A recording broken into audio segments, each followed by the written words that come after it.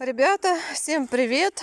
Мы опять в лесу, уже 7 часов вечера. Муж освободился после работы, мы решили быстро прогуляться, посмотреть. Небольшой вам репортаж из леса. Всем привет. Алексей, покажи, что мы там уже насобирали.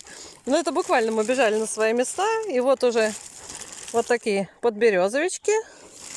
Вот такой красивейший. Руки грязные у меня в помидорах. Так, а где еще-то? Вот такой.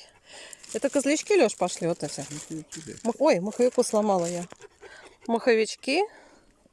Вот такие. Ну, в общем, сейчас пойдем на самое наше грибное место. Должны что-то увидеть. Всем пока.